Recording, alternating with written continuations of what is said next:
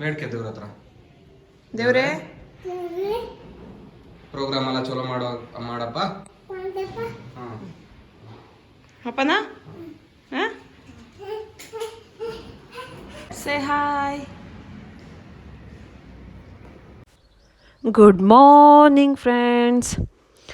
ಅಶ್ವಿನ್ ಸ್ಕೂಲಲ್ಲಿ sports day ಅಂತೆ. ಅಶ್ವಿನ್ದು ಕೂಡ ಸ್ಪೋರ್ಟ್ಸ್ ಇದೆ ಅಂತೆ. ಇಷ್ಟು ಚಿಕ್ಕ ಚಿಕ್ಕ ಮಕ್ಳಿಗೆ ಕೂಡ ಸ್ಪೋರ್ಟ್ಸು ಆ್ಯನ್ಯುವಲ್ ಡೇ. ನಮಗೆ ಒಂಥರ ಕ್ಯೂರಿಯಾಸಿಟಿ ಅಪ್ಪ ಅಮ್ಮನಿಗೆ ಮಕ್ಕಳು ಹೆಂಗೆ ಮಾಡ್ತಾರೋ ಅಂತ. ಸೊ ನಾವಿವತ್ತು ಅವ್ರದ್ದು ಸ್ಪೋರ್ಟ್ಸ್ ಡೇ ಹೊರಟಿದ್ದೀವಿ. ಇವ್ರದ್ದು ಆ್ಯನ್ಯುವಲ್ ಮತ್ತು ಸ್ಪೋರ್ಟ್ಸ್ ಡೇ ಅವ್ರ ಸ್ಕೂಲಲ್ಲಿ ನಡೀತಾ ಇಲ್ಲ, ಅಂದರೆ ರಿಚ್ ಬ್ರೈನಲ್ಲಿ ನಡೀತಾ ಇಲ್ಲ. ರಿಚ್ ಬ್ರೈನ್ ಅವರು ಟೈಅಪ್ ಇರುವಂತಹ ತುಂಬ ಸ್ಕೂಲ್ಗಳಲ್ಲಿ ಒಂದಾದ ಇನ್ಸೈಟ್ ಅಕಾಡೆಮಿಯಲ್ಲಿ ನಡೀತಾ ಇದೆ.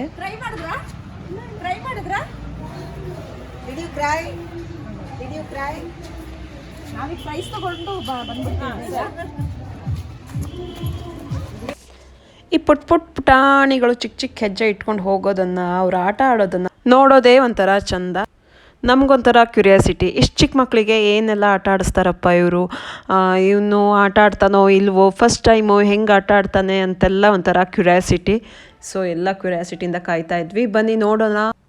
ಅದು ಅಲ್ಲದೆ ನಾವು ಕೂಡ ಪೇರೆಂಟ್ಸ್ ಕೂಡ ಮಕ್ಕಳ ಜೊತೆಗೆ ಆಟ ಆಡಿದ್ವಿ. ಎಲ್ಲನೂ ನೋಡೋಣ. ಬನ್ನಿ ಬನ್ನಿ ಬನ್ನಿ ಬನ್ನಿ.